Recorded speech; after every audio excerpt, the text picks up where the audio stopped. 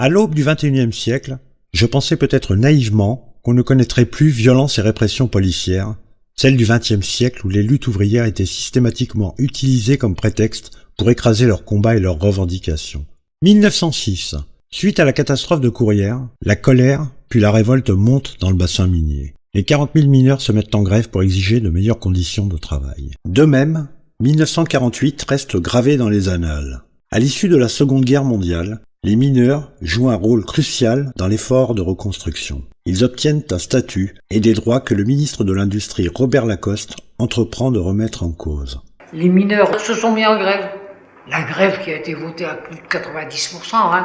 Les mineurs, eux, Christine Lagarde, pèsent de tout son poids pour contrevenir, annuler une décision de justice. On a ressenti ça comme une insulte, et une insulte de donner tant d'argent et puis de nous refuser à nous, alors qu'il y avait une loi pour nous. Les luttes emblématiques de la décennie post-68 ne seront pas non plus épargnées par la répression et la violence policière. On s'est retrouvés au commissariat de police de Melun, et là, un des flics, il a lancé 7 grenades au chlore qui était soi-disant déclassé, dont une s'est écrasée sur ma figure, et depuis ce temps-là, malheureusement, je ne vois plus. Avant même le début des mobilisations contre la loi travail, on a vu commencer à tomber les sanctions très durement. Soit vous acceptez les efforts, ou soit on licenciera.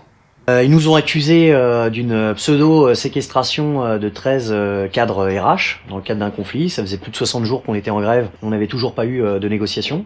Et ce qui est fou en termes d'acharnement, c'est qu'il y a l'inspection du travail, le ministère du Travail, le tribunal administratif qui a refusé le licenciement. Parce qu'on défend l'intérêt des salariés, se retrouver quelques années après une fermeture d'usine parce qu'on est affaibli, parce que la réalité, ce qui nous est arrivé, si on prend la chronologie des choses, tant qu'on était en lutte en tous ensemble, jamais ils sont venus nous faire chier comme ils sont venus nous faire chier. Et c'est à partir de là, finalement, lors de ce comité central d'entreprise, quand les salariés interpellent la direction, et que cette dernière, plutôt que de répondre, préfère se sauver, c'est à partir de là que ça part, qu'elle se moule en foule et qu'il y a cette fameuse chemise arrachée. Devant toutes les caméras de Français de Navarre, mais au-delà, une bousculade, une chemise arrachée, et là, le gouvernement, il tient exactement ce qu'il cherchait à travers ces médias qui nous pourrissent la vie matin, midi et soir, c'est de dire on occulte les 2900 suppressions d'emplois et on ne tient compte que de cette violence venant d'un monde du travail archaïque représenté par des bourrins. On peut aussi s'interroger sur qui produit l'information. Il devrait y avoir une obligation de la part des journalistes à donner des points de vue multiples. Et quand il y a un conflit social, donner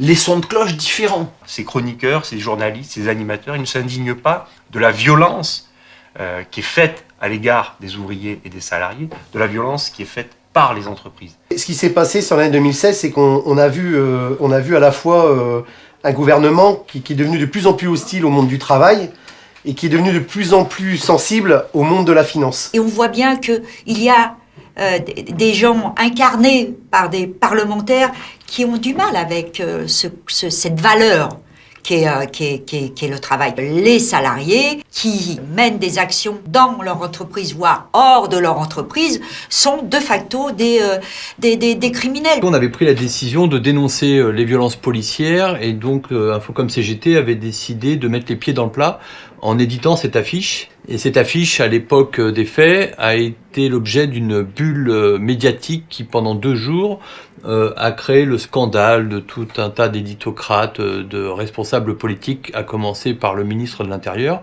Qui sont les donneurs d'ordre de cette répression policière? Au nom de quel ordre la police et les forces de répression agissent? Et dans quel cadre? Il n'y a plus, depuis 2013, d'instruction du ministre de la Justice au parquet.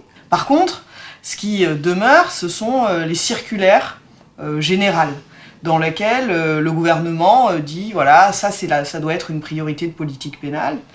Et ces circulaires-là, de manière constante, elles organisent des formes de répression du mouvement social. Les chiffres qu'on a aujourd'hui avec le recul sur le nombre de condamnations, de poursuites qu'il y a eu contre des militants sont énormes. Je suis aujourd'hui à 2303 personnes poursuivies, condamnées. On prépare 2 choses, des exemples dans le milieu syndical et un arsenal répressif. En réalité, ce qu'ils veulent, c'est nous extraire de l'activité militante au quotidien dans l'entreprise. Et ben ça, ils vont pas y arriver. Tous ces gens que l'on côtoie aujourd'hui, et ben ça donne de la force, ça donne du courage, ça donne de l'envie de continuer à se battre. Si les puissants essayent de faire peur et de régner par la peur, c'est parce qu'eux-mêmes ont très peur.